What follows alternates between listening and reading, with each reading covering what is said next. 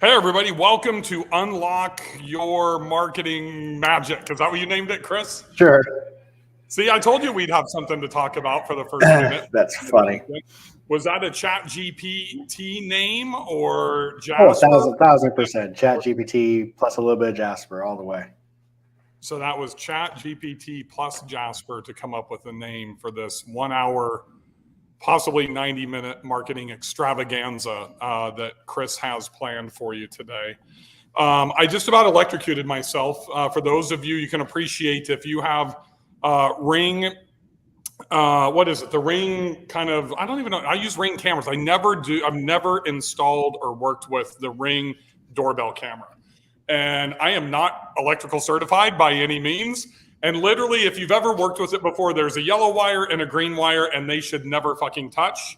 And if they do, you're going to end up frying yourself. I almost died about 45 minutes ago. I saw all the fish jumping over the boats as, I saw the spark come out. I'm just kidding. This is what we talk about stretching and buying time, because Chris wanted to do this 5-minute intro video that I hate doing. But Chris, we got 55 people in right now. So I'd say let's go ahead and jump in. If you were not on the marketing boot camp that we did, has that been about a month, Chris? Yeah, crazy enough, yeah. This is kind of I don't want to say the Cliff Notes version, but kind of pared down. That was 2 full days. You can get those recordings if you want them. But really, I've got my Montana hat on, and it's time to get into Montana mode before Chris jumps in here. We still do have a few spots left for the Montana retreat. If you want to have a life-changing experience, do some, we're going fly fishing when we get done. That's for certain, right, Chris? Yes. On the last day, I would highly recommend, if you're looking for a mastermind without spending the $15,000, heading to Montana. Chris just shared the link. It's going to be very intimate, just 20 to 25 people max. And these are people that are looking to really, level up their life. I just corresponded with email with Lisa. I told you I responded to her, Chris, that she's coming to Montana with her husband. And if you are looking for couples like the Princes, maybe even, Tony and your husband, Chris has just implemented a special deal for you couples. Well, if he hasn't, he was supposed to, or we'll be doing it shortly after this. Well, we have a special deal for you as couples. So anyways, let's get going. Hey, Tony. Hey, Emil, if you guys are here and you're watching, there's 74 of you currently. Please say hello and let us know what city you are from. Chris and I'm on my laptop. Chris has 17 monitors that he's working off of right now. I'm down at my lake property. Emil, I've been catching fish all morning. And I want to know where you guys are from. So I see Melissa from McKinney, Texas, and somebody from Branson, Missouri, and Fairfield, New Jersey, New Hampshire, Kissimmee, Florida. Gustavo, thanks for joining us. Katy, Texas. I used to have a glow-in-the-dark golf course in Katy Mills. Minneapolis, Encinitas, Texas wine country. I'll debate that Texas really doesn't have wine country. Most of them fly in their grapes from California, just FYI. Missouri Valley, not hating on Texas wine. I only hate on Logan, Ohio, and I'm going to make up for Kenny since Kenny is not here. Last thing I'm going to leave you with before I kind of let Chris take over, very special episode tomorrow of STRonomics. If you guys are not a listener, I would highly recommend that you go to strnomics.com, Spotify, Amazon, Apple. Listen to Aberdeen, South Dakota. Wow, my whole family's from Aberdeen, South Dakota. Used to spend summers there and actually own a farm in Bryant, just outside of Watertown. STRonomics, very special episode on Thursday. And here's why it's special. It's just me, Sans Kenny. Congratulations to Kenny Bedwell. He just had a baby daughter over the weekend. So I actually broadcasted and did that episode right here, but it's actually really great stuff that I think you guys will like. So Chris, what's the marketing magic, my friend? Yeah, well, this one's probably one of the most popular topics of any marketer right now, and that is artificial intelligence. But I think we're going to use it in a little bit of a different way today. So the part that gets people bogged down is not the execution side. I think people think that that's the hard part, but in reality, there's a billion YouTube videos that can show you how to make a Google ad, how to make a Facebook ad, how to make a YouTube ad. I don't want to get caught in that technical process because that stuff changes constantly. The problem where most people struggle is who are you going after?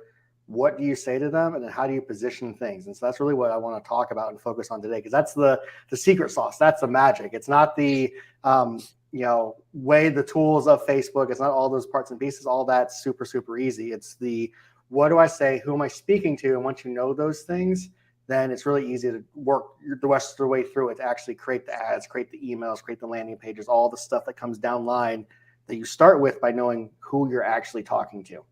Okay, I'm going to take just a really quick PSA. I don't know who that was that just asked if this is being recorded, because I can't see the names of everybody unless you put your name in a comment, which I would love for you to do. For everybody that's watching this, all 100 of you, every single time that Chris and I do a live broadcast in the group, any live broadcast, it's always going to be available in the group. Always, always, always, always. So we get this question 1,000 times. I get it. And I just want to make sure everybody understands, you don't have to ask, you don't have to be here live. Every single time it's going to live in the group or on YouTube or wherever we're broadcasting. This is in the mastermind group. It's in the Host Academy group. It's in the members only group.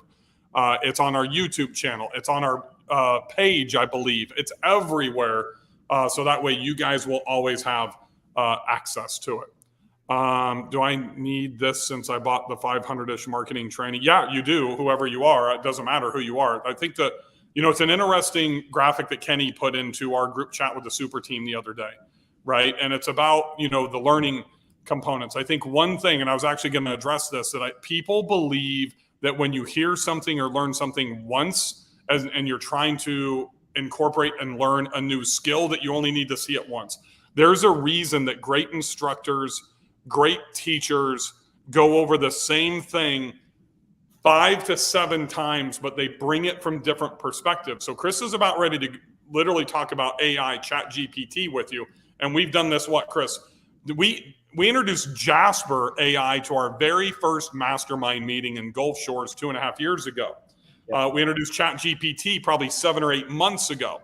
But it's about the different communication and the different abilities that we have to leverage that tool and utilize that tool, right?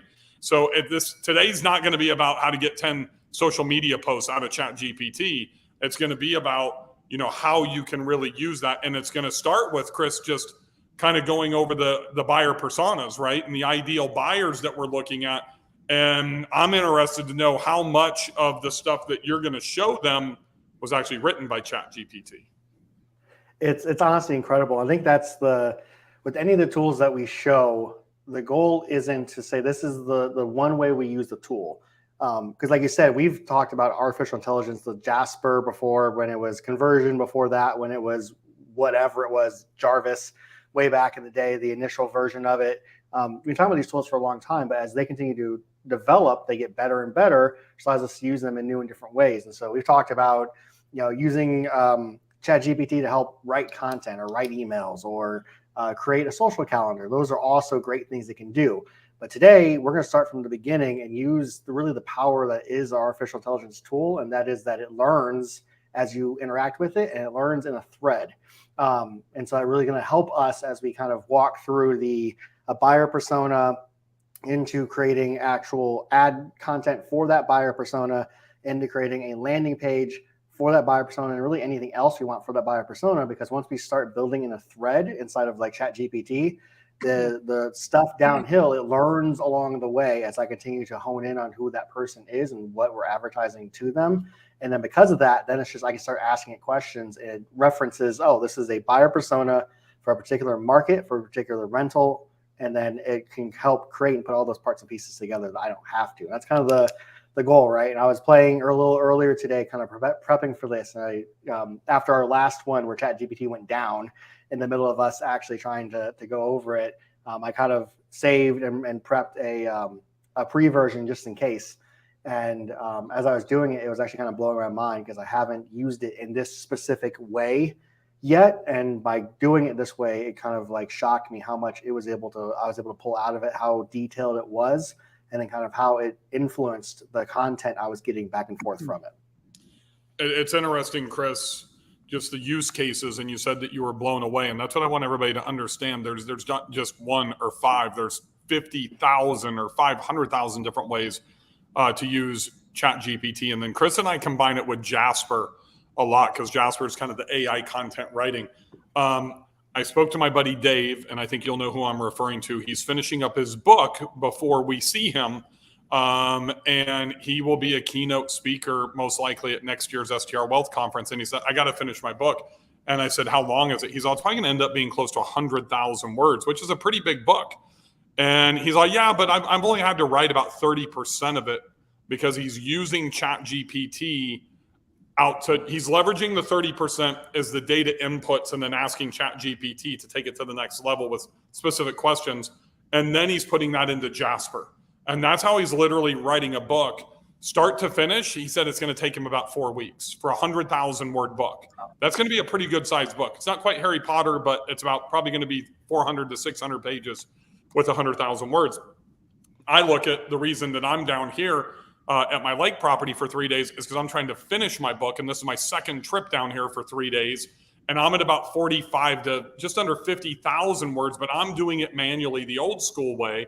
And I'm not using ChatGPT and I'm not using Jasper.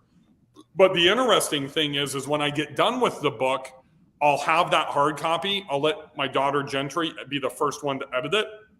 Then I will probably give it to Chris and say, Chris, run this through Jasper. Not ChatGPT, but run it through Jasper. And I don't know if you plan on going through Jasper today, but run it through Jasper and let's see how much more engaging and creative, it makes the entire book. And we might start with chapter number 1. So the same thing happens with our listings, with our emails that you guys can send out to your guests, a lot of different use cases, but it all goes back. And this is something I learned and I taught Chris. The buyer persona is the most important thing. And it's not an avatar. I'm not a fan of using the word avatar. I love buyer persona because a buyer persona, as defined by HubSpot, is a fictitious representation of your ideal customer. So what becomes really important when Chris and I are building this out is we give it a name. We give it a picture. We want to know what it likes, what it does, what its hobbies are, what all that buyer persona. It's not just male or female, income, works here and loves vacationing and wherever. We got to go deeper than that. And when you go deep, which you can do with ChatGPT, and at the rate that it's improving itself, it'll probably go from whatever it was like November of 2021 a month ago to probably being current within a few months because it's just iterating so quickly. But when you go deep, and this is the thing when we talk about really doing your research for listing optimization, for email marketing, for organic social, most importantly for your Facebook ads, the deeper that you can go, the more successful you're going to be. Just as Facebook ads, Chris, what's the number one reason that people fail with Facebook ads? Shitty content. Yeah. You don't write well enough. You don't have high enough quality images to get them to stop scrolling. So that's where this stuff, starting with this buyer persona, will really help. Hey, Evan, how are you, buddy? Yep. So I'm going to share my screen, and we're just going to dive into some ChatGPT. Share screen. Let's do this whole window. Why not? Then I'm going to move us around a little bit. So ChatGPT, there's a lot of power. And basically the way you always think about this is, honestly, this is a way when last week, I think it was last week when the whole super team was on, Kenny talked a lot about virtual assistants. And honestly, talking with ChatGPT is in a very similar way to I talked to one of our virtual assistants, where I kind of give it a little bit of background because it doesn't know what I'm talking about unless I give enough information to get what I want out of it. And working with virtual assistants, honestly, is a very similar way where I need to give them enough information to complete the task, not enough to confuse them, not enough to do it myself, but enough to kind of give them enough background to get started, and then they can kind of take it from there. I do the exact same thing with ChatGPT, and some of it's just setting up its mindset or framework. So if you think of what ChatGPT can do, it can do virtually anything you could want it to do. You can I can code, it can give me recipes, I could ask it for a meal plan for someone who's vegetarian and only eats so many calories a day. But today I want it to be a marketer. And so I'm literally just going to tell it, you are an advanced, this always hate typing on these things, marketer. I'm trying to give it a framework. What are you doing? I want it to think about all the things it could possibly do with ChatGPT. I want to say, you are a marketer. Think like a marketer. And then I'm going to start to kind of work from it. So create a buyer persona. And again, now that it thinks it's a marketer, it's going to already start to think of, well, when I say create, it's going to make buyer persona. That's what I want it to make. It already has references of what buyer personas are. It's already scrubbed through HubSpot and all those types of trainings of what buyer personas are, what they mean. Buyer persona for a renter. So trying to give it a picture of who am I doing? They're a person who rents properties, specifically for a renter who rents larger luxury homes. So I'm trying to be specific in the type of property. It's not just a home. It's not just a luxury home. They're larger luxury homes in a specific place. So I like to use Gulf Shores because I know it so well. So I can fact check it, right? That's the key to anything with artificial intelligence, that you always check it, because when it thinks it's right, it thinks it's right. And when it thinks it's wrong, it's still going to act like it thinks it's right. So you always have to know. And so being a market, or the importance of knowing your market helps a lot with this. In Gulf Shores, Alabama. And then I'm trying to be a little more specific that it's not just larger homes, but it's usually families that rent these types of spaces. That's all I'm going to give it. Your advanced marketer, create a buyer persona for a renter who rents larger luxury homes in Gulf Shores, Alabama with their family. I'm going to enter. And literally, it's going to start to build me out a person. So as you mentioned before, the buyer persona is so much more than just the demographic. That's where people get stuck a lot of time. They look at it and they're like, oh, okay, it's this part, right? They're 35 to 45, female, married, maybe kids, maybe professional. This is the part they get caught in, right? And that's a great start, because in Facebook and a lot of other advertising platforms, I can advertise to 35 to 45 females who are married and have kids of a certain age, of an income of a certain level. That's a great place to start. But it's the rest of the stuff that actually helps you craft and create a message, right? That's where you start to break down. And the thing is that you're like, well, where the heck did ChatGPT start to pull this?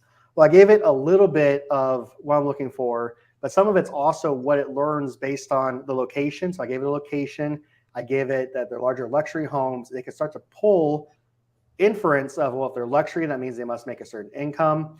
Most people who rent in these cases are female. They're married, they have kids, because I said family, and then it starts to break down the rest of it. So you kind of look at how crazy detailed this kind of breakdown is and how accurate it is based on our past experience. You always want to reference against your guest, your previous guest, typical person who rents from you, and kind of compare them together. So psychographics, where they value family, luxury, comfort, convenience, quality time together. Personality, they're organized, they're detailed, they're family oriented, they're adventurous. Hobbies, traveling, outdoor activities, fine dining, cultural events. Pain points, stress from work, lack of quality time with family, lack of relaxation, need for a change of scenery. Then kind of some habits, they're looking for luxury homes, close to the beach, other amenities they might like a private pool, outdoor space, fully equipped kitchen. What are they looking for in their decision making? Comfort, luxury, location, amenities, costs. Reviews is an important part. How they want to be communicated with, obviously through the typical things, but this one's super cool. What kind of marketing message would they relate to? Sarah values family and luxury and wants to make sure that her family has a comfortable and memorable vacation experience. She's looking for a larger luxury home that can accommodate her family's needs and provide them with a range of amenities to enhance their experience. Gulf Shores offer the perfect solution with spacious living areas, private pools, other amenities that make their family feel right at home. So it kind of started to craft based on this buyer persona, what would be a good marketing message that would meet or speak to who this person is, right? And so when you start with, this is the toughest part. This is where people just kind of skip ahead. They're like, I have a property and I'm going to market it. Well, how do they start marketing it? Well, they start with the physical attributes of the property. It's this size, it's in this location, it's close to these things. And those things are awesome. They should be included in your marketing message. But those things could speak to any individual person. The part that they're lacking is the ability to speak to a specific person. And that's the difference in building out a buyer persona, like this one that was just created by literally me putting in a sentence in the ChatGPT, and then building an entire marketing campaign around that buyer, that person, what they're interested in, what they want to do. And then you can start to work from there and start building out more and more from that. Isn't it kind of crazy? I know that we were slacking earlier and I was talking about this, and literally what blew me away was this part. I put in a sentence, gave it a little bit of direction, and it spit out a ridiculously accurate, probably better than even I could create as far as analyzing some of the other parts and pieces to it, buyer persona for this type of renter in this type of market. It's kind of crazy, right? It's pretty detailed. Yep. And so that's the difference. When I remember we talked about this at the boot camp way back in November, and a lot of people struggled with, well, what is a buyer persona, or how do you even use a buyer persona? And this is really the beginning of it. This is the base layer, and we kind of build up from there. So I know who I'm talking to, kind of what are some of their interests, what are some of their demographics. And now I can start to build into, okay, well, if I want to say create Facebook ads for them, what would I even advertise to? How would I even begin to target them, right? And the thing is that I can just have a conversation with ChatGPT and continue this conversation. So using this buyer persona, what type of Facebook ad targeting should we use? I can't spell today. To advertise to them. It's going to start with kind of the obvious things, right? And so the thing about Facebook targeting is there's lots of targeting options. There's the demographic targeting, so I can target women of certain ages who are married, who have children. I can target people who are in certain percentages of household income. There's interest-based targeting, so I can target people who like luxury travel, family, beaches, certain outdoor activities, fine dining, fine wine. You can also engage with people if they've liked Airbnb or Vrbo or other travel-related Facebook pages that you can look for. The thing about Facebook interests is that they constantly change. And so what I could open up Facebook right now and type in some interests and start searching through some things, and they may exist today. And then in a week from now, I could look for the same type of interest and new interests appear. Old interests go away. It's a thing that constantly changes inside of Facebook as they add and remove and change interests. I even do behaviors, and then they high-end purchases, luxury travel, other things, recent travelers. Interesting thing here is that you could actually, it does mention you could do lookalike targeting, meaning that if you already have a list of people who are similar to Sarah, as in your previous buyers, you could upload a custom audience into Facebook and create a lookalike based on this person. So already I have a buyer persona, who I'm speaking to, Sarah in this case. I give me some excellent targeting choices for Facebook. So what's the next step? Well, I want to actually create some ads, right? I want to go into what do I say to this person? So hold on one second, Chris. I want to jump in real quick because Gemina Van Handel asked a question. And this is a question that he asked. Will it tell us how much this person will spend? No, and it never will, Gemina. And here's why. There are 6 different types of buyers that we have.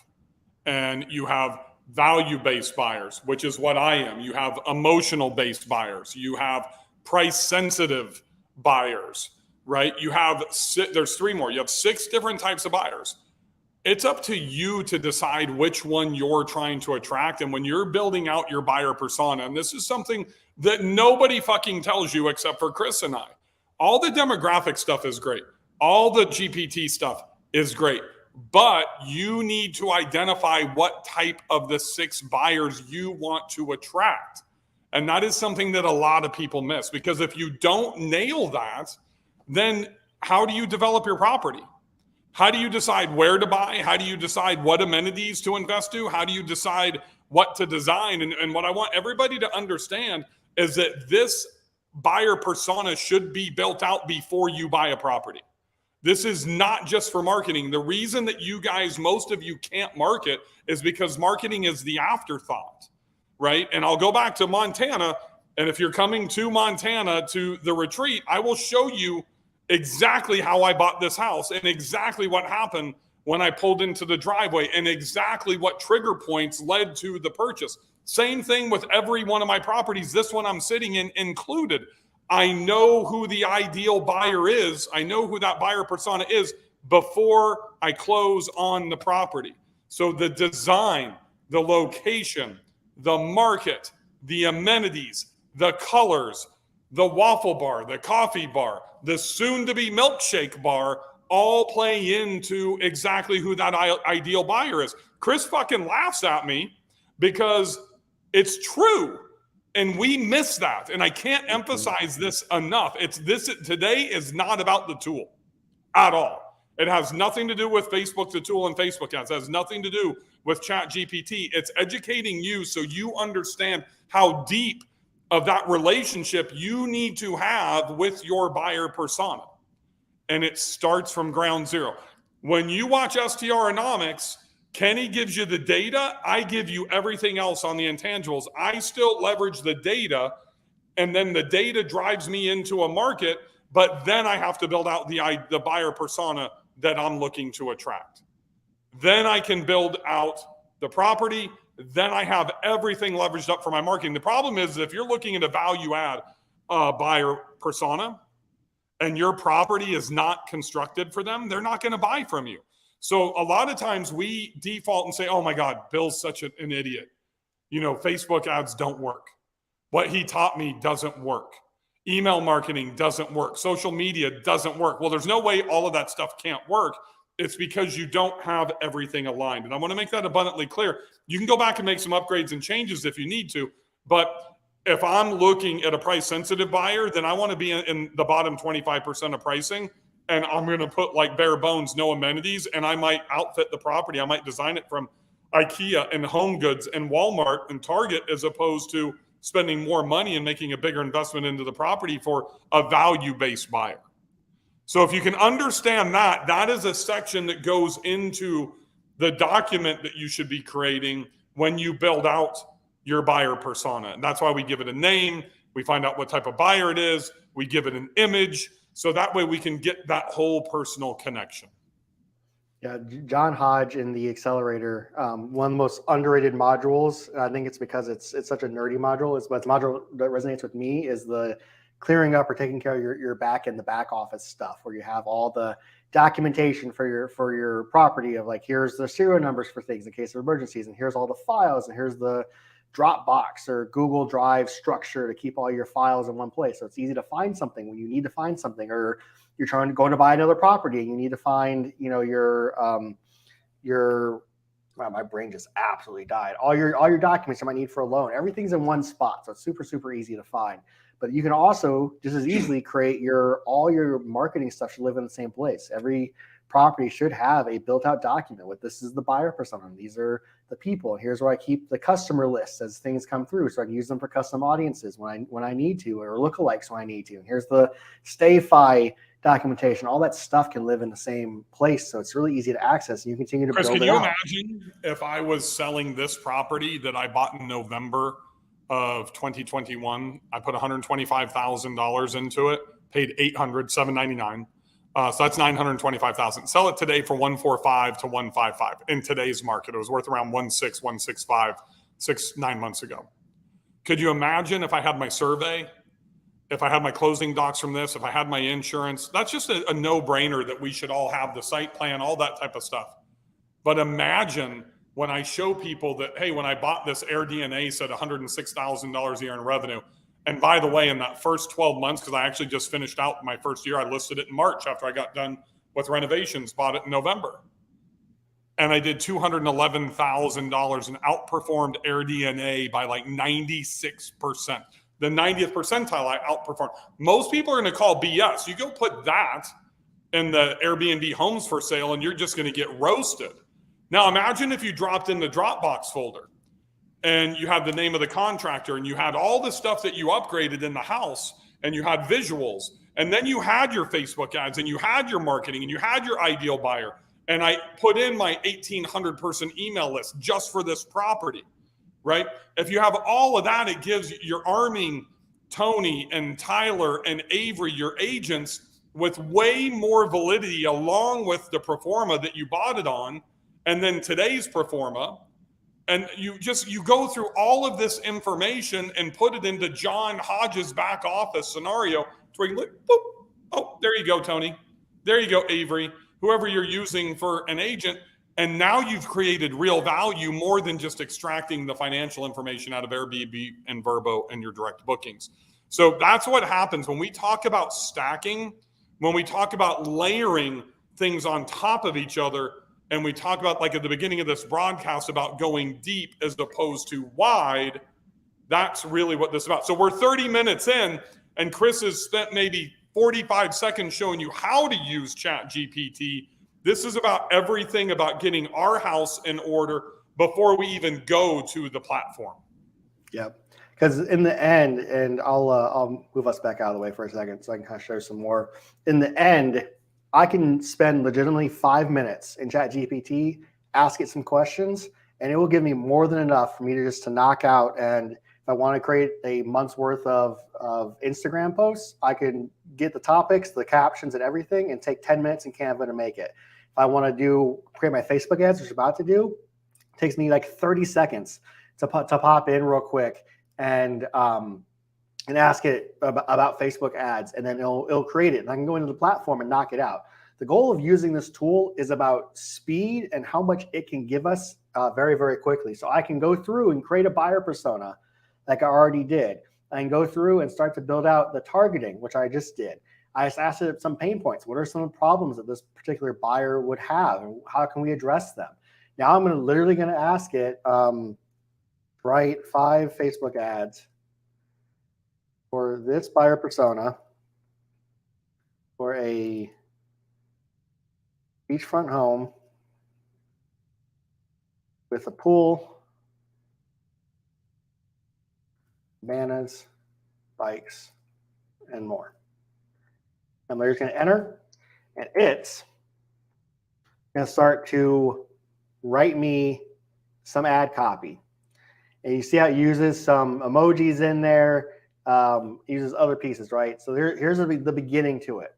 Well, then I can start to ask it some more questions, right? 5 headlines for the same buyer persona and the same property. Boom, there's 5 headlines. Write a longer form Facebook ad, the same buyer persona and property.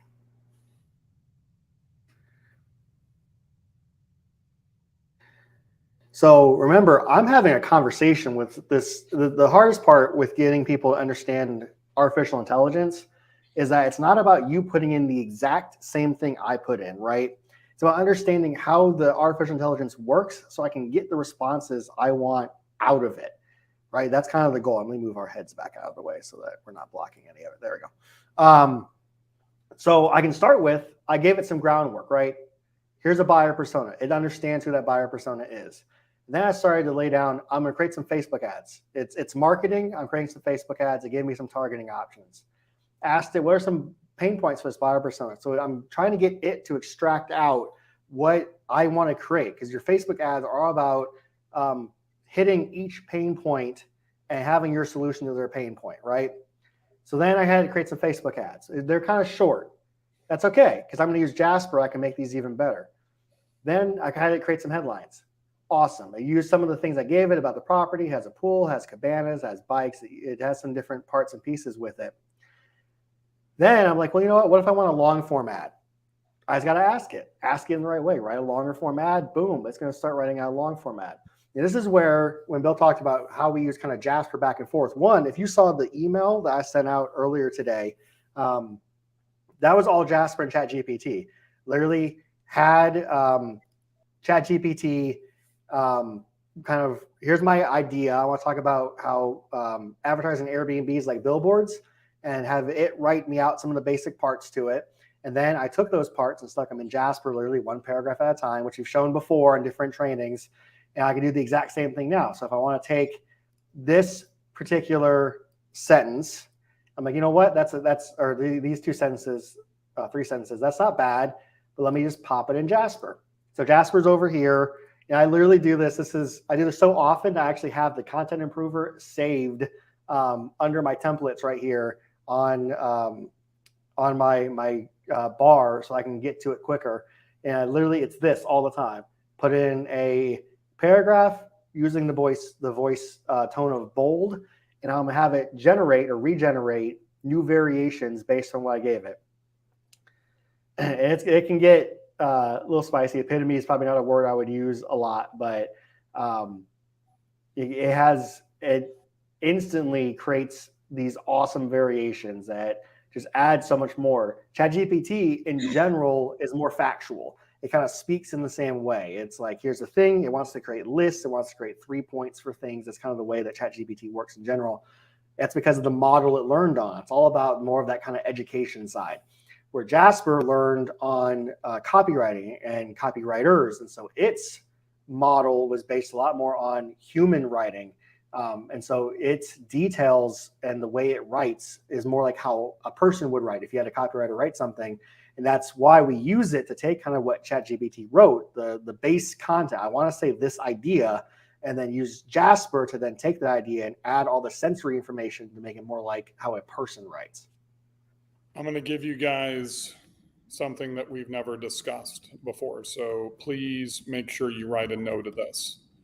Most of us think that we know what our guests love about our, there's my laundry's done, Chris. See, that's what happens when you stay in your own short-term rental. You have to do laundry and clean and everything before you go. A lot of us think we know what our guests love about our property. And we hone in on that 1 or 2 great reviews, and we think, oh yeah, they love my coffee bar. I can see they love my waffle bar. When really they may love something else consistently through all of your guests. The same works, it works in the exact same way for the negative stuff. So here's what I would highly recommend that every one of you do. Export all of your reviews from both Vrbo and Airbnb. If you have a OwnerRez or Guest EPMS or whatever, export them. If you don't have an ability to export them, copy and paste them into a Google Sheet or into a Google Doc or a sheet or whatever you want to utilize. And then put them into ChatGPT. And ask ChatGPT to identify what your guests love the most, the top 3 things about your property. And then ask ChatGPT to tell you the 3 things that they hate the most.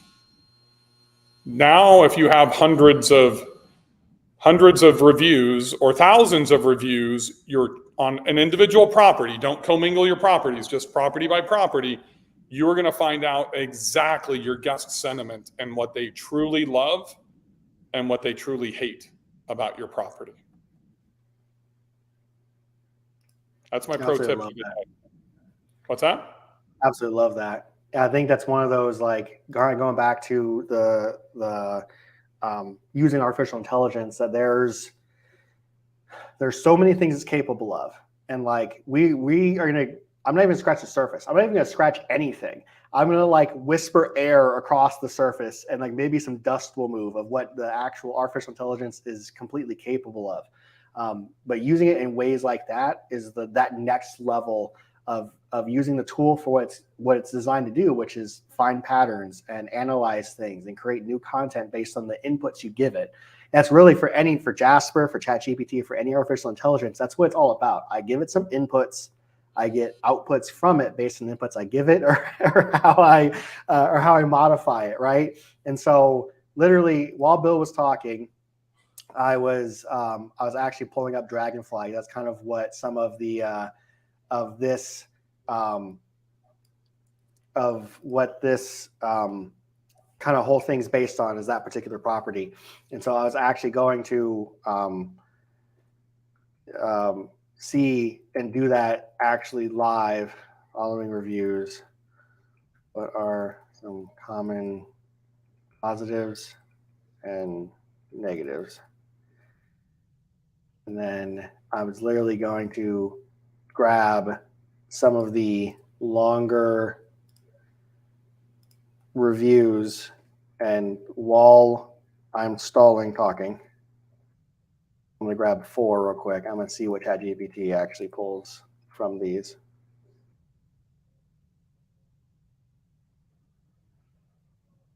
All right, typing and talking is super, super hard. Okay. Now I'm going to share my screen again. So I put in 4 reviews. What are the following, for the following reviews, what are the common positives and negatives, right? And so yet, Joanna, that's what I was trying to, how would you enter all these reviews at once in ChatGPT? Sorry, Manubi.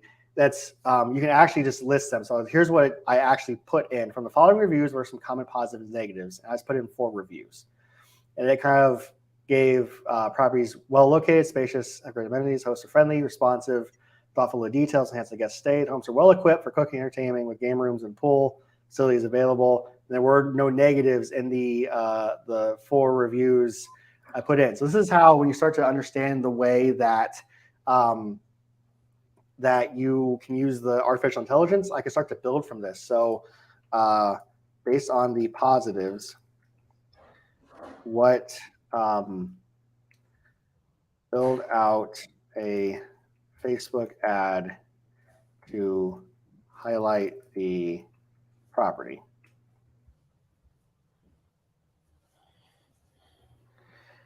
So Bill, to catch you up while you were doing that, I literally took 4 of your reviews from Dragonfly, asked ChatGPT to find some common positives and negatives across them.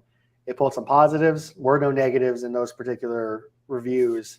And I asked it to build a Facebook ad based on the positives to for the particular property that it could use. So it kind of gave me an idea of but literally, while you were talking, that's what I was trying to pull of using, and this is that the creative ways to use the tool, that it's really unlimited as far as like, okay, I could build a Facebook ad. Well, what if I wanted to build a social media content calendar? Easy. What if I wanted to build a, gotta go back to my other one because it's kind of has a longer train. So we talked about landing pages before, right? Well, what's the difference between a landing page and a website? We get this question absolutely all the time. And there's a lot of differences. One, landing pages are hyper specific. So I could build them for a particular buyer, highlighting their specific pain points and my solutions to their pain points. I can be more visual. But a lot of people get stuck. Well, what do I say on these landing pages? Well, I can have ChatGPT start to write something like that for me. So a bulleted list for a landing page for the buyer persona and property. And the more detail I give it, the more detail it could be. So I've actually gave it details about this property. Like this property is a 4-3 in this location with these particular amenities. It would have that information and be able to build more information out from that. So this is kind of the way I think of this is if you drew out if I took my whiteboard back there and I drew out the map of like top to bottom on a landing page, like here's your header, welcome to Beachfront Home. Here's the next kind of bullet point or section. Here's the next section like that. The crazy thing is I could actually have it write a paragraph or can't spell. Luckily, I got spell correction. Oh, I really can't spell. Let's try that again. There we go. So then it'll take each bullet point I created and start to write out a paragraph. Well, then I could take each of those paragraphs and put them in Jasper and start to write out things. So you kind of see how quickly you can start to build out landing pages, ads, copy, emails for things. So the tool really is unlimited as far as like what you can do. When it comes to the execution, that's really what, like, it doesn't matter if you're using Facebook ads, Google ads, YouTube ads, all that, they work very, very similarly as far as LinkedIn ads.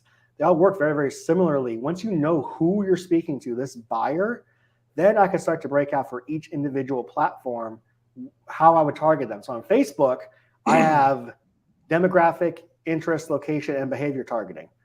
Well, if I'm on LinkedIn, for example, this is not a good buyer persona for that, but if I was at a buyer persona of a more urban traveler or a more urban market, and I want to hit those business travelers, well, if I can start to narrow down what type of business or even certain types of travel on LinkedIn, I can target specific down to companies or types of companies or even certain types of groups when it comes to targeting on it. And then once I know who I'm speaking to, it makes it very, very simple to then create ads for that person because I'm speaking to a person. I'm not speaking to just a general, like, and that's the difference. That's where people, when they struggle with ads, when they struggle with copy for their listings, when they struggle with full websites, the part they struggle with isn't the explaining the property. People are really good at that. They're like, oh, it's a 3-2 with amazing views, and you have we have all these amenities. People are great at talking about their property. But the thing is that doesn't help me make a buying decision besides the surface level of does it meet my criteria of having enough space or does it have specific amenities I'm looking for. When you get into why we create a buyer persona, it's because we want to speak to a person and hit where I put them, these pain points of that particular buyer. So when this buyer is looking for a property, it's more than just the space. The reason they're wanting to stay at this place is because they have a busy work schedule and they only get so much time off. I relate. And you want to spend that time off doing the things, making the most of that time. And so when you speak to this person, you can highlight things that hit home with them more so than just here's some pictures and here's some amenities and here's those other parts and pieces. Because in the end, you're not advertising to a robot. You're not advertising to someone who's looking for the filters on Airbnb and hoping that you stand out from the crowd. You're advertising to a person who's making a choice that isn't a 100% logical choice. It never is. And the problem is that most of the time we look at things or we present information as if people are making a 100% logical decision of like, well, it was a certain price and it had their amenities checked. Why didn't they choose me? Like, because you didn't speak to the person you're wanting to speak to. You didn't hit the needs of the person that you want to hit the needs of. And like you mentioned earlier, Bill, it's so much more than just the the ads or the copied listing. It's how you appoint the property. It's the little things like you've talked about where you have a waffle bar or soon to be milkshake bar. It's all those little details, the s'mores kits on your at certain lake properties that are kind of the plus ones that you put into it, and the hosting side. There's so much more that goes into once you know who, incredible things like that are branded that help stand out from the crowd. It's for this one. I was going over at a coaching call earlier today, and the ads that we ran for this particular property you're in right now, and how much the image of the room you're in outperformed exterior images of the same property because it, for a lake home, the design that Bria did stands out so much more than the comparable lake homes around you. And because of that particular image, like blew away a lot of other images because it stands out. It's different. It's targeting the buyer that you want, which isn't just some Joe Schmo who wants to rent a lake house on Smith Lake. It's you want a certain person who appreciates the luxury, and that's the type of buyer you want, not just anyone who wants to stay at a particular property. Ads that are created well will take the Joe Schmo buyer persona and convince them that they should come down here from Nashville or come up here from Birmingham or come over from Chattanooga, Tennessee. That's part of what the advertising is like, oh man, I keep seeing this in my feed. Those views, they've got an open slip. They've got green lights for fishing. They've got everything. And look at this. This is like our home. One of the problems is that, people want a vacation in something nicer than what they live in. So if you go back to that buyer persona that Chris pulled up, it's $150,000 to $200,000 a year in income. Well, if somebody makes $150,000 to $200,000 and it's a two-family or a two-person household, two-person income household, and the husband and the wife are making the same, we're talking $300,000, $400,000 a year. That's $25,000 to $30,000 a month. Those people probably live in a nice house. Most people spend more money on their house than what the household income is, in a year. Usually it's 2 to 3 times that. So they probably live in $1 million plus house. So as Chris was saying, and I want to get into this question because it kind of exemplifies what Chris was talking about. And I don't know who this person is, but they asked if the property historically books 55% of bachelorettes and 50% 40 to 60-year-olds with extended adult family, how would you continue to market the property without losing either guest group?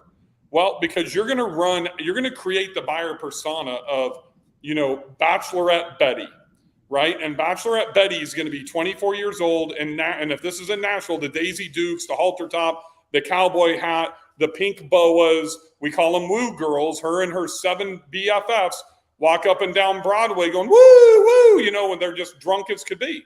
And you know what, Betty does? She loves Taylor Swift.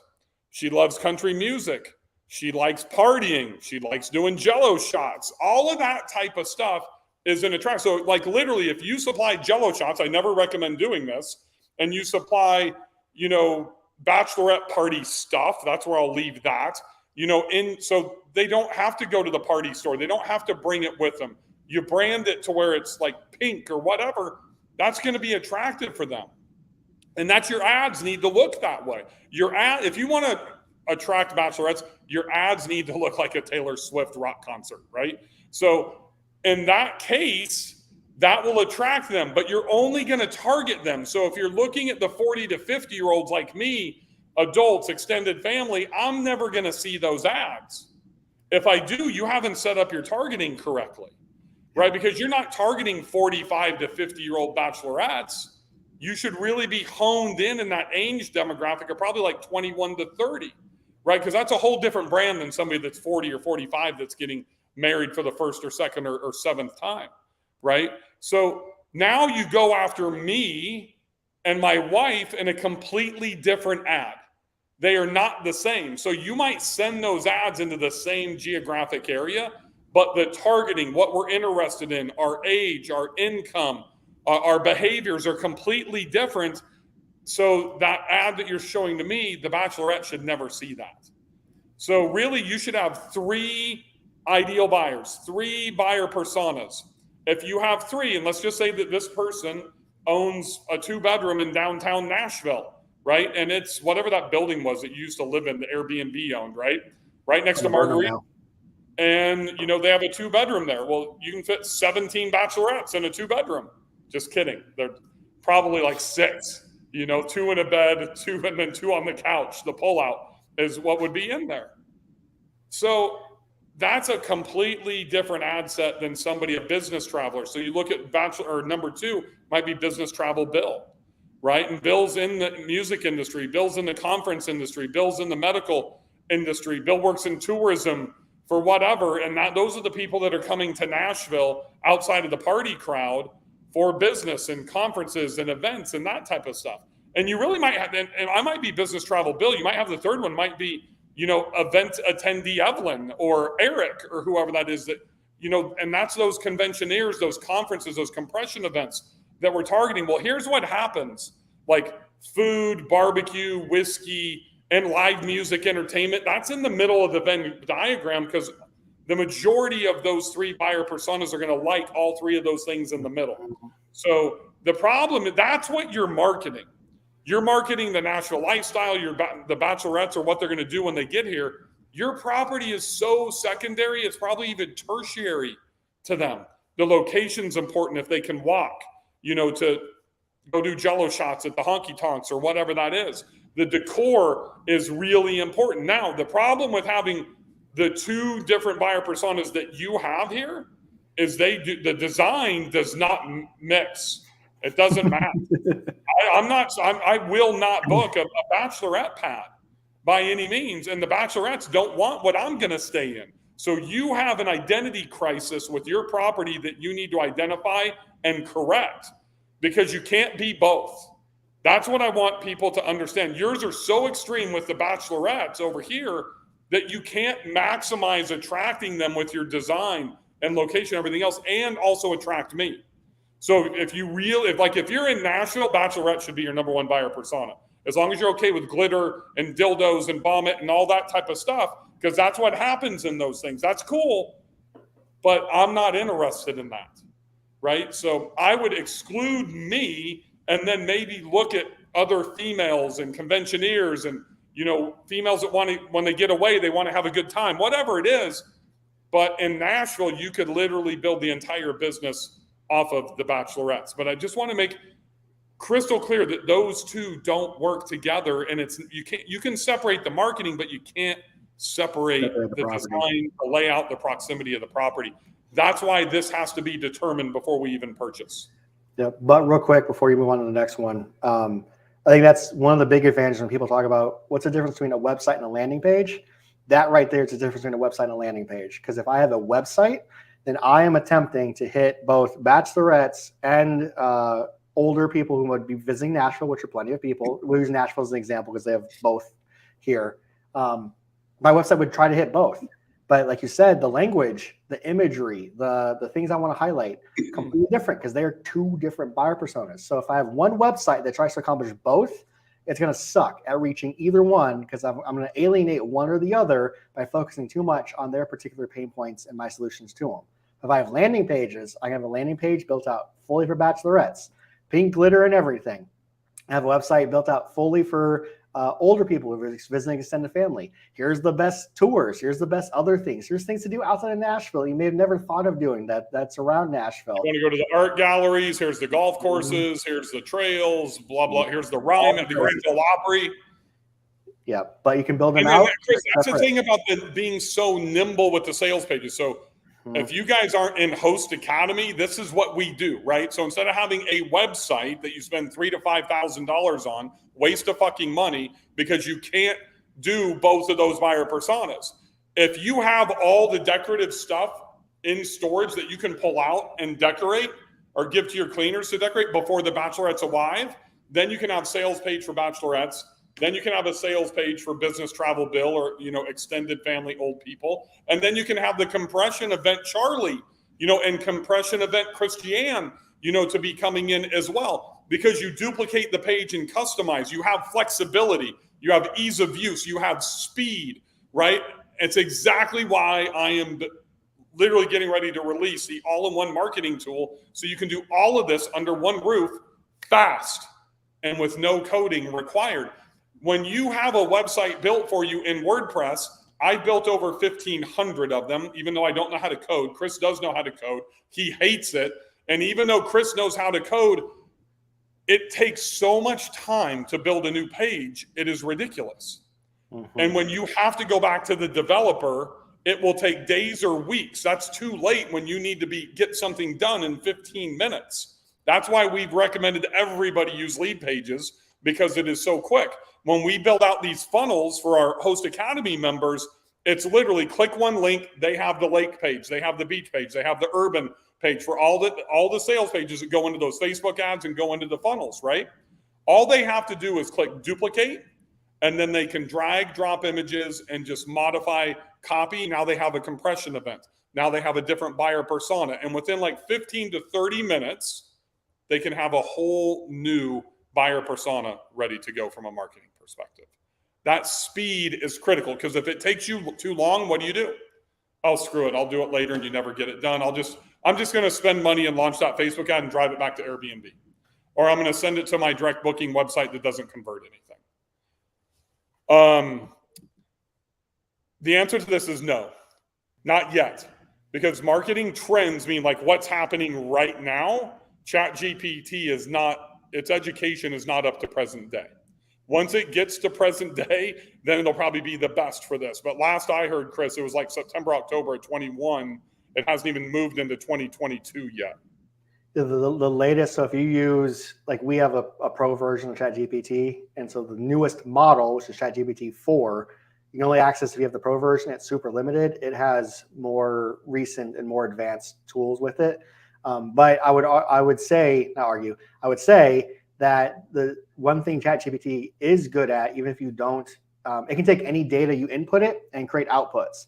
So if you have a bunch of information, you could, like a spreadsheet or even similar numbers or data, ChatGPT in the end is a computer. And so if you can input certain things and have it find trends or other things in data for you that you may not want to necessarily go through or look through. So you can give it information and then get out of it other information, even if you don't have like a live lookup, like it can't Google something, but you could give it information, it could pull out information for you. So there are ways to use it if you can get creative with it to do that. Yes, it will replace lead pages. You will, I mean, And I'll a just whole give lot more. the new software, just to give you a really quick snapshot on this, Chris, it'll probably be ready for the public, what, in 2 weeks? A little bit more than that. We're about to enter beta. And so probably by the time I get back from Japan, it'll be ready to actually go public with it. May 1st, roughly, right? Here's the deal. So right now, if your lead pages host your web pages, you will have, are you going to pull that up? You can if you want. It'll have unlimited sales pages, unlimited landing pages. You can host all of your websites on it. You're going to have email marketing, so you don't have to pay for MailChimp, Constant Contact, ActiveCampaign.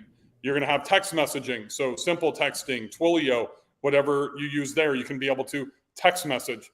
It's going to have CRM, that's client relationship management, your database. You're going to be able to build out funnels inside of it. You're going to be able to, what was the other? Oh, social media management and manage your ads and organic scheduling and posting and metrics inside of it. And there's probably 4 or 5 other things that I can't even remember right now. There's a reason that I partnered with this company that has built this out for Uncle G, Mr. Grant Cardone, and I'm bringing it to you guys for $97 a month. It's less than $100. Just the cost of the texting, the email, and the lead pages is over $100. Now you'll have everything under one roof. It will be drag and drop, super simple, super easy for you guys to be able to utilize. Did I miss anything? Let's just put it this way. There are things that this tool is capable of that I didn't even scratch. When you talk about even AI, I haven't scratched the surface. The tool is incredible. And there's things that I haven't even gotten to dive into yet because there's so many advanced parts and pieces to it. I was just trying to actually find my password to log into it at the moment. I totally forgot what my password was.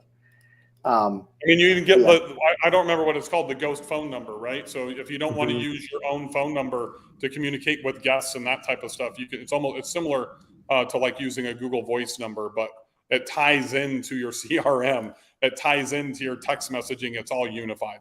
So anyways, yes, it is included in the accelerator program.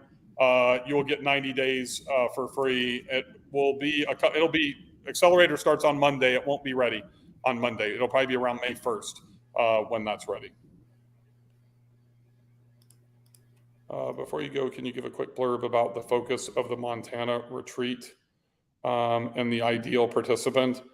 There really isn't an ideal participant. I don't know who that is, but the Montana retreat, here's the deal. If you've been to the conference or if you come to a boot camp, the last boot camp, I think we had 110 people at a boot camp. The Miami deal that I did with Mike for the STR Wealth Conference last year had 120 people. I'm talking 20 to 25 people. And for those that have been to a couples retreat, we get to dive deep into not only kind of figuring out, what we want out of all of this, but masterminding together and creating a plan as long as really getting all of your questions and kind of a framework to be successful. People will be on different levels, but it's really one of the few places, Chris, I don't even know how to describe it, that the one-on-one conversations really manifest and go super deep. And that's something that I like. And the reason that we do this typically once a year is because there's so much value in the mastermind, but the mastermind's $15,000 to join. So you get that experience here. And, we're going to have a special guest that's going to be there. Chris and I will be there. And the one thing I'll tell you is it's really user-generated content. So it's not me coming in and framing every single thing out. I'm going to have the starting point of what we will start with when everybody arrives, and then it will manifest organically based on the demand of what you guys need. That's what a true mastermind does. I don't walk in and it's not, an agenda of what we're doing over 2.5 days. It's really gonna manifest organically there. We did this in Las Vegas last year.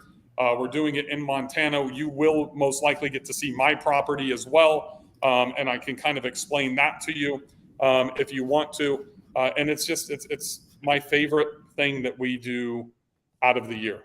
I'd say you probably agree, Chris, because of the breakthroughs that happen. If you've seen Scott Newman on some of our sales pages, specifically like him and his wife Denise came to a couples retreat a year and a half ago, and Scott has a video testimonial that uses the word transformational multiple times.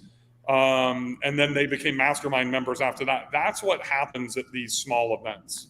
And if I gave you a specific agenda, then that would be like literally taking, the greatest horse in horse racing. I don't know what that is, but like bridling it and just trapping it and not letting it go all out to win the Kentucky Derby. So that's what we've got to. We'll spend the first night, over cocktails and some food and literally getting to know each other. That's why I talk about knowing and being known is the key to everything. And when we are in big groups, that just doesn't happen. So once we get past that, then I know you individually and we can customize kind of what you need, what you want, and what you need to be able to hit your goals.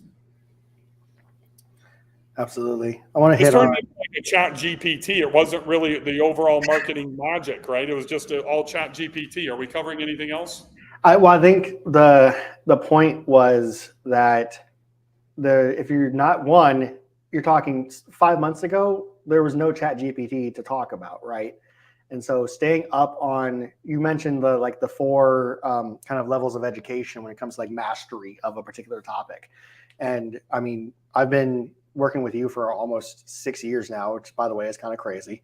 But in that process, you're like, from where I started to what we're doing now, the core concepts haven't changed, but the tools we use have drastically changed over that time as they've continued to get better and faster and more efficient, right? So 6 years ago, the very first boot camp that we had, we were still talking about buyer personas and your ideal buyer and pain points and solutions. All those things never change. But the tools we use to, one, create and get to them, but also create the content based on that. I mean, what I can do in ChatGPT in 10 minutes dwarfs what an entire team of people could do in like hours in a day, not that long ago. And so it's using the tools, and that's kind of what we like, why we like showing them, and why we like doing these types of broadcasts, is because we can show how the latest tools can speed up the process. And today, speed's a separator, right? If it's taking you, weeks to analyze and move on a property, you're already behind. If it's taking you weeks to get a property online from when you actually, close and get ready for bookings, you're way behind.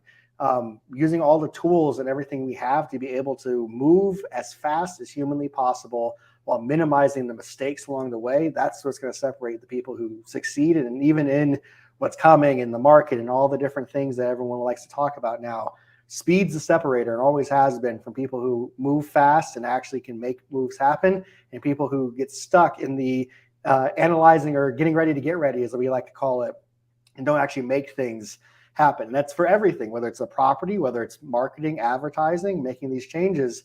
Too many people will hear what we talk about today, and they're going to go into the get ready to get ready. Yeah, I need to get ready to make Facebook ads, so I need to get ready to think about it, and I'm going to get ready to do it, and I'm going to get ready to get ready. And it's just this continual loop of never actually taking things and taking action. It's just lots of information that never gets applied.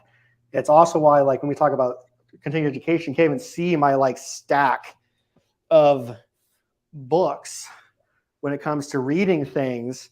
And you're like, you have to continue to educate, but it doesn't do you any good if you absorb all this stuff and never actually apply it. And that's why I love things like the Montana retreat, because one, we get to have those individual conversations to tailor things to you. That doesn't happen everywhere. You have to be known for us to actually be able to tell you something that's useful for you besides like super surface level. And you can leave those things with like, not just say, well, here's what I should do, or here's thoughts. It's actually legit. Here's a 1 day, 30 day, 90 day action plan for me to actually make changes in what I'm doing to reach the goals I want to reach. But then things like the accelerator, that it's literally, the name of it's perfect, because that's what it's designed to do. It's in 8 weeks. We're just going to hit you in warp drive. It reminds me of, if you ever, I love roller coasters. One of my favorite ones is the Hulk in Orlando for Universal. And that's because literally you start going up this ramp and then boom, it hits you and you come like full speed off and do this like inverted flip thing and down into a loop. And is one of my favorite launches out of any roller coaster because you just hit it and you are in it. And the accelerator is designed in the same way where you're going to get in it. We're going to drop so much education on you that your brain will hurt, but hurt in a good way because we have all the coaching calls and the 8 weeks of us just being right along there with you to take you from where you were to where you need to be to actually accomplish and knock out your goals. In the end, that's what the point of all this is, right? It's not just, we're not just doing rentals to do rentals. It's not just a side thing or a thought. The goal is that we have actual goals we want to achieve. What are your goals?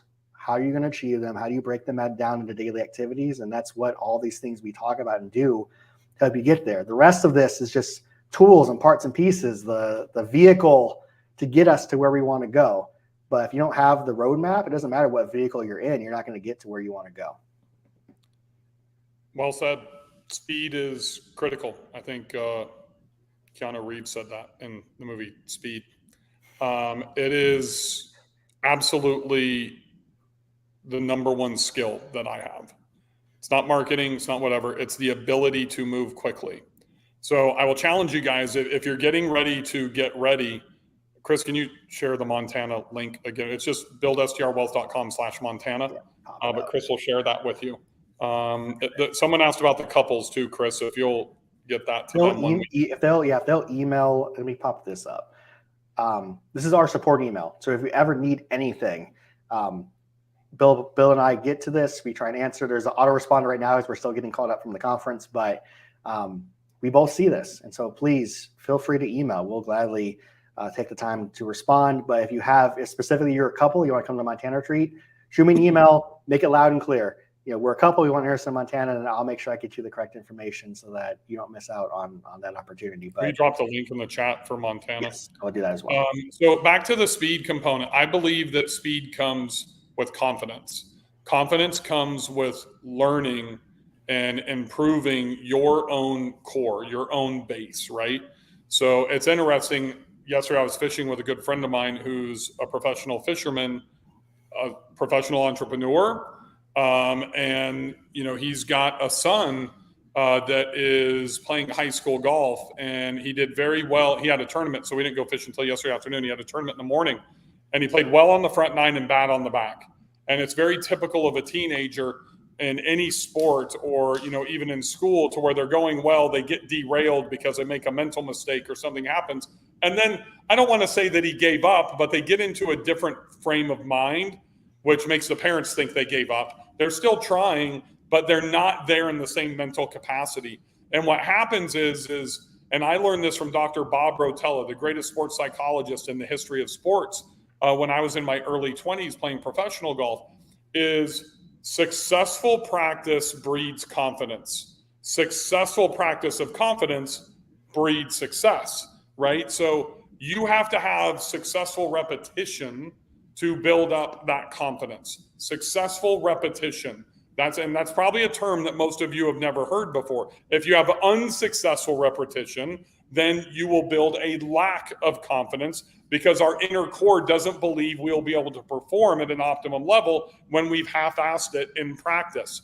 And that's why you see athletes that are even better than the average on their team. They could be a star athlete. They could be a starter on a high school team, and they mess around in practice.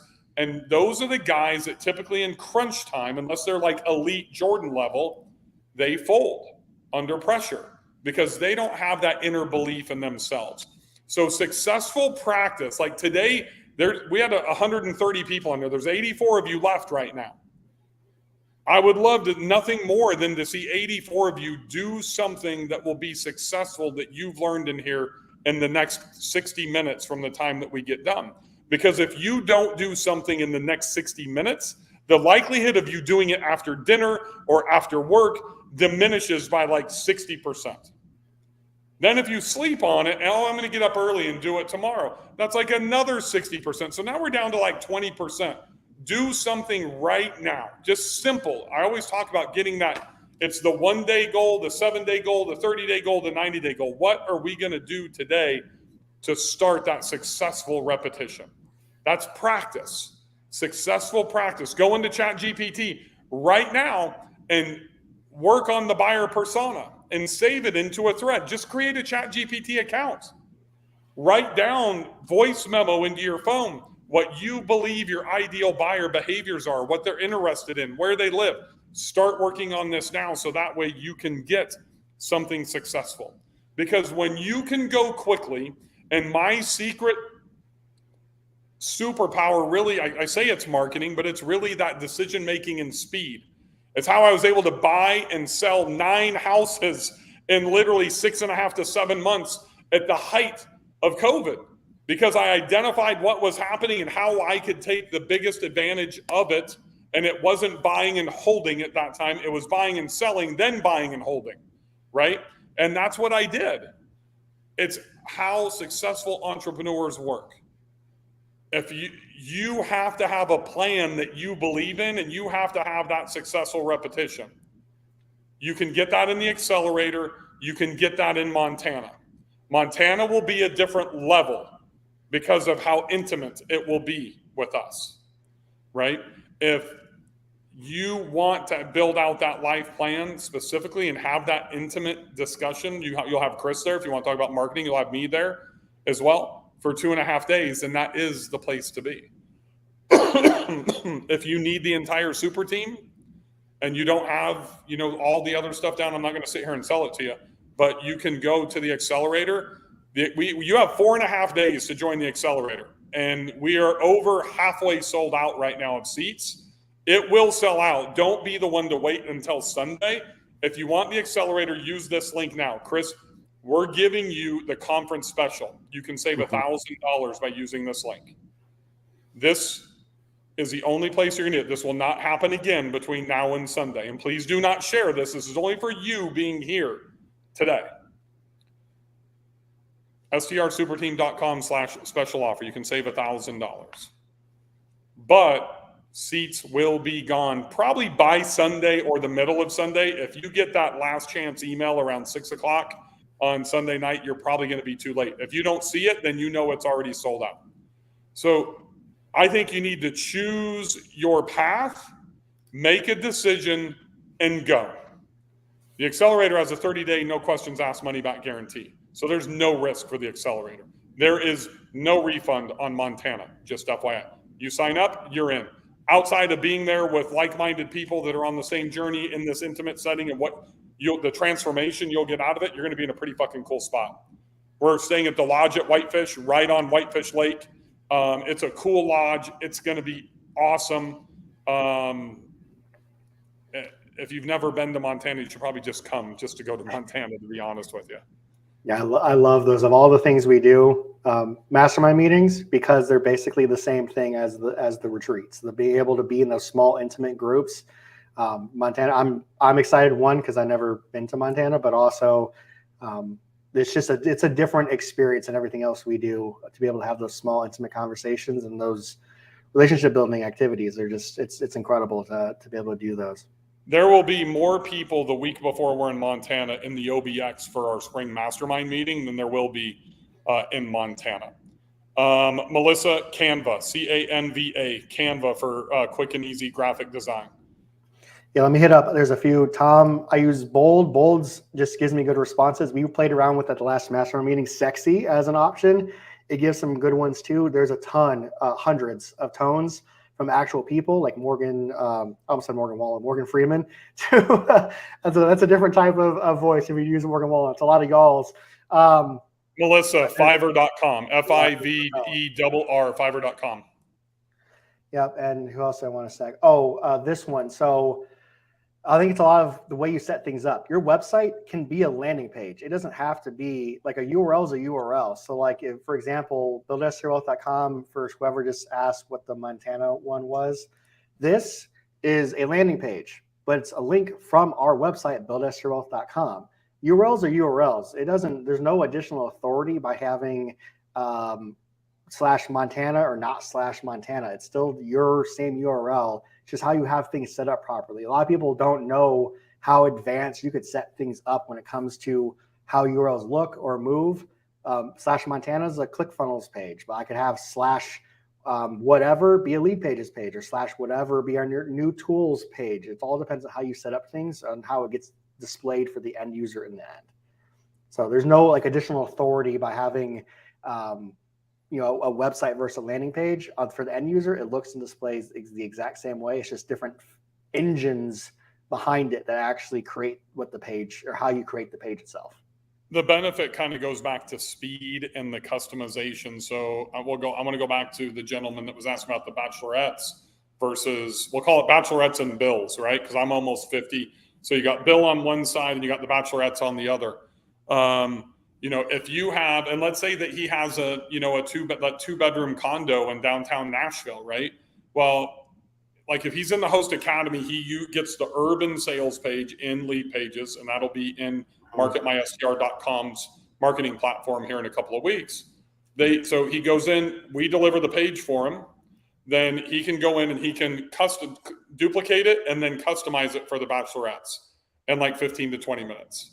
Then his whole Facebook ad campaign, his whole, you know, Reels or TikTok ad campaign, whatever he's doing to try to attract those bachelorettes, all the traffic goes to the bachelorette page, not the original urban page, right? The original urban page might be good for, you know, Bill, you know, or that just may be the general page that's really about like Nashville and that type of stuff. And then he builds another duplicate page in another 15 or 20 minutes to target specifically business travel Bill. Then he wants convention goer Charlie, and that's a whole nother page, right? So it gives you customization because you want one sale, just like we want one property, one banking account, one QuickBooks account, you know, one credit card, blah, blah, blah. The same principle applies with our marketing. One sales page that is specific. And what happens, you can have the best Facebook ad in the world. All Facebook ads do is drive traffic to the destination that you're sending them to.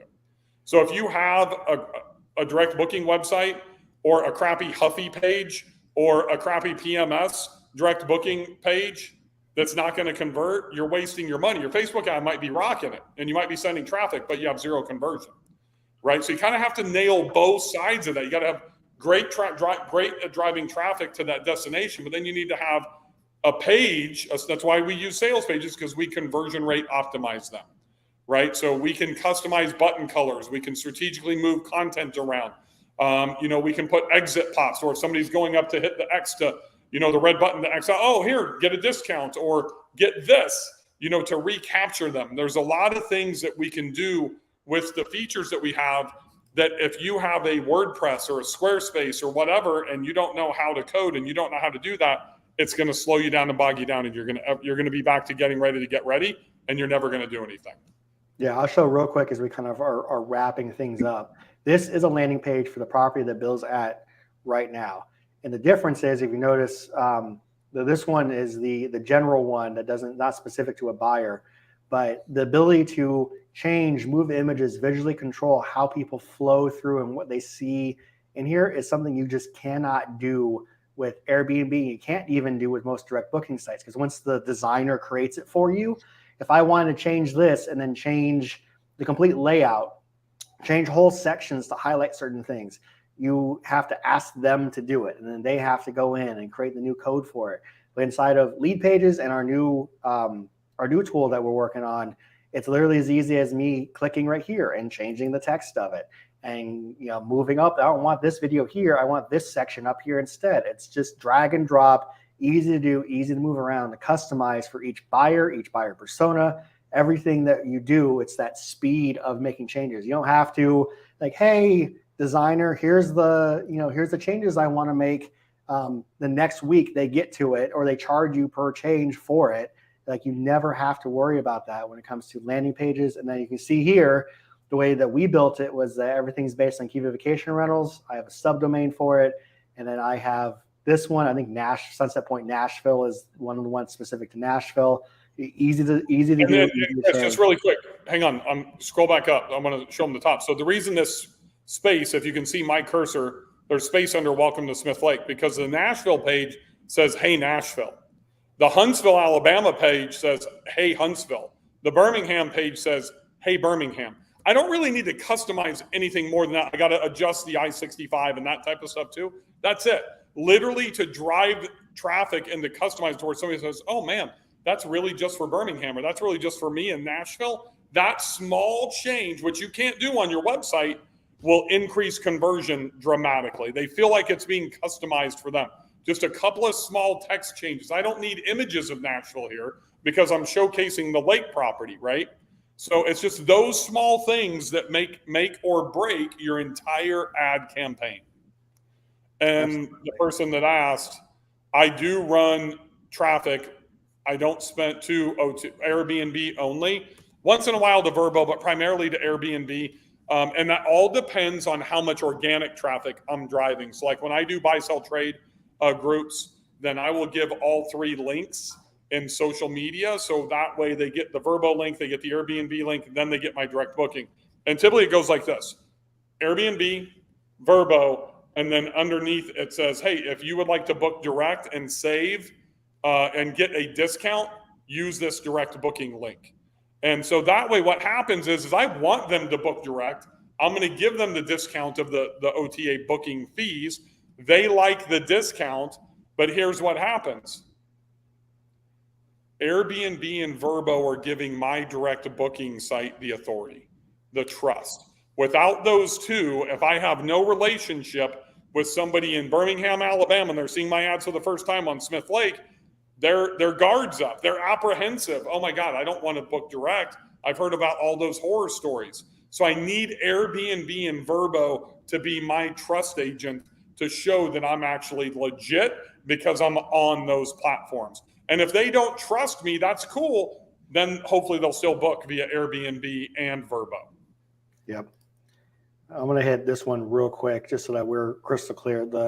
What we've been working on is a marketing software. So it's replacements for things like Lead Pages and Twilio and Constant Contact or MailChimp. It's a replacement for all your marketing side of what you're doing. OwnerRez is OwnerRez. There's a hard thing to find anything that has the capabilities of OwnerRez, even among the other platforms out there. Hospitable is incredible when we use it because it's able to direct message on platform across both Airbnb and Vrbo. There's pretty much nothing else that's capable of doing that. And Hospitable had AI in their messaging before ChatGPT, long before ChatGPT even existed. And I just saw, I haven't even dug into it, that they're going to use some of ChatGPT's responses in some of the future stuff. So it's kind of incredible what they're already integrated, I think. Yeah. As of a couple of days ago.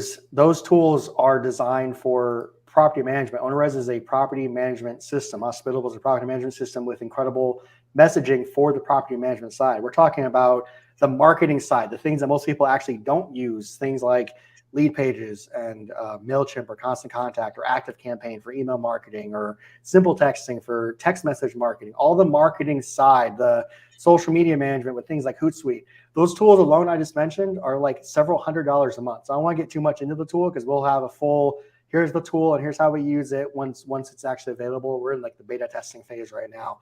But and that's going to be ready around May 1st. Doesn't matter if you're in the mastermind or, Host Academy or whatever. When we're out of beta, it'll be good. When will I link with Boostly? I probably won't link with Boostly because I don't think you guys should be wasting your money. I love Mark Simpson, but you shouldn't waste your money in buying a website and then having to pay a $30 or $40 monthly fee just for them to host a website and not be able to get your stuff done quickly. That's just my opinion. And Mark would probably say something about you shouldn't do Lead Pages because of whatever. That's fine. I've built over 1,500 websites. Chris has built websites. We speak the truth. And there's a reason that Mark and I did not talk about that at the conference because there's no way that he can out-debate me on that. He's got a great business. I'm not saying don't buy a website from him. I'm just saying if you want to be fast, you want to be nimble, you want to be able to customize quickly on your own and have self-control, which is what all of us want, then you need to use sales pages. Unless you're a coder. Chris can do his own stuff, but he wouldn't. He would have the website built or sales pages or Lead Pages or ClickFunnels or Kajabi or HubSpot or whatever to where it's drag and drop to where he can avoid having to use those skills. There's a reason that STRnomics and STR Unfiltered are lead page based websites and not a WordPress coded site. Even though Because you had like 10 minutes to build them because I wanted them immediately, right? Yep, Because and back to that whole speed. Yeah, It's back to that whole speed thing again, right? And what I will tell you is it's really simple. If you want to know what the software tool is, and I think I said the name earlier, and I probably wasn't supposed to yet, but what it is, it's a HubSpot replacement. It's a cost-efficient HubSpot or Eloqua or Sharper Spring. It's an all-in-one marketing tool with every single thing that any of us need from marketing. There will be 3 different price points, but honestly, 99% of you will be at the very bottom price point at $97 a month. That is like $185 to $200 a month just for texting, email, the sales page hosting or web hosting stuff that we all do. It's a no-brainer to have everything under one umbrella. And I say I'll never integrate with Boostly. The marketing software at some point probably will integrate with Boostly because it will probably take over the entire industry, to be honest with you, because it just doesn't exist at an affordable price point. Your tip for what we're going to give you, you would typically on HubSpot, you'd spend probably $1,100 to $1,500 a month. And I think the other thing, Chris, there's no limit on email contacts. Is that correct? As far as I know, correct. Yeah. So, I mean, that's what gets really crazy. Like for us on Active Campaign, we have 20,000 or 21,000, 20,000 roughly. And I think we're spending like over $260 a month just on email marketing. On HubSpot, I would be spending over $2,000 a month. That's why I got rid of HubSpot. I think I got rid of it right before you started, like 6 years ago. I was almost $4,000 a month on HubSpot. So I think you have unlimited paid sites, unlimited email marketing, unlimited text messaging. It's crazy, what's included inside the platform. Awesome. I think that's it for all the questions, right? I believe so. Cool. Awesome. Thank you guys for joining us on whatever Chris called this, Marketing Magic. I can't emphasize enough before you guys go, do that one thing today in the next hour. Get that victory. We need successful practice, successful repetition to really hit that ground running. If we don't do it, you're not going to get it down the road and you just wasted 90 minutes with us today. Where do you guys get stock photos from? Canva's a great spot. iStockphoto.com. I mean, there's a 1, 2, 3 just there's a ton. Google stock photos, and you'll find iStock and Getty, Reagan. There's a bunch of places that you can get them. I need to get a stock photo as our hot tub is not filled yet, but need to list it. Okay. Yeah. I mean, you can find those pretty much everywhere. If you have a view, I would literally put the top down on it and take your own photo with the view of the mountains or the lake or the beach or whatever that is, and then come back later when you have water in it and actually get like 3 people to sit in it for you as models. Can't emphasize enough. See these, and I'm just, for those 52 of you that are still here, here's the fundamental mistakes that you guys are making in your listing. You're not staging your property. You don't have placemats and chargers and a Doble on your dining table. You don't have stuff. I mean, this whole counter is a mess, but just little things like that in the middle of this massive island with wine time and this huge cutting board and, the lamp thingies with the greenery. That's the type of stuff that you need to have in your listing, right? And you don't need stuff on every wall. But also, look, there's artwork over here. You need to have your house staged. It needs to look like the last 2 minutes. What happened here? Did I just do that? I moved it. No, I moved it so you could see more of what your background was. Oh, gotcha. You need to. I mean, it should look like the last 2 minutes. Even this ugly little black hole over there. Our router is in the back of that, right? So Bria designed that, and I think all of that stuff is from Home Goods, actually. And that's probably like $100 worth of stuff from Home Goods. So that way you wouldn't see the router, that's hidden in there. You don't stage well enough. You don't have your countertop staged. You don't have your dining table staged. Your beds have 2 pillows on it versus, having all of these, different pillows. I mean, we'll get into this whole fucking design thing here, but this is critical what we talked about at the very beginning. If you're going to market a property, you need to make sure that it's staged, right? I think this one. So I'm just going to walk up here. This is a guest bedroom. Just look at the bed. It totally ties in. There's 2, 4, 6, 8. There's 10 pillows on that bed. And the leather ties into the bench and then ties into the chairs. All tied together. Those are the things that are critical. Most people at a lake property would have two pillows on there. Kids' room, not as much, but still designed and staged. 6 pillows, twin beds, 3 pillows. Every single room is staged, right? That's because I'm going after the number one buyer, that value-based buyer that is looking to pay. They don't even care. When they feel like they're getting value, they don't care what the cost is. Chris sees that with me all the time. If I will literally negotiate and won't buy if I feel like it's undervalued, I will not pay for it. But when Chris is with me and I see the value in something, he probably thinks half the time, man, you just overpaid by so much. But I feel the value, so I'm not even going to question and I won't negotiate. I literally met with my boat guy yesterday. He came down to the dock when I was getting gas, and he wants to sell me a boat and to upgrade. And I said, just send it to me, and I'll take a look at it. And I said, I'll make a decision. He's all, well, let me tell you what. I said, I don't even want to know what the cost is. I'll tell you if I want it based on if there's enough value for me to want to upgrade my boat. There's not a chance in hell I don't use my boat enough, and that's what I told him. But I said, I'll take a look at it. If I have 53 hours on my boat, and I've owned it for a year and a half. Most people put 55 to 75 hours on a year, so I don't use my boat enough to spend, to upgrade a boat. My boat's already too expensive, right? So there's not enough value there for me. And that's what I look at when we look at the staging and that type of stuff. I'll just show you a couple more items over here. There's small coffee bar, but you see the beans, the espresso cups. Those to-go cups are from Amazon, and those things are sick, by the way. Here's the waffle bar. Very simple. Can you see it? Yep. Very, very simple. Really important that we did colors for the kids. I talk about the dining table. Dough bowl, just little greenery, some things, but we have that table set with like placemats and plates and chargers and that type of stuff, for the photos. That doesn't mean that we have to have it out there every time, but it's actually what we use because we come here typically for Thanksgiving. So we take kind of the Thanksgiving, setting when we're going to do our images. And the other thing is just getting high quality images. Most of us don't invest enough into images. And Andrew Keller, the 20-year-old photographer out of Chattanooga, absolutely probably some of the best images that I've seen. We need that, and that's one place we cannot skimp. We need to get the best images that we can.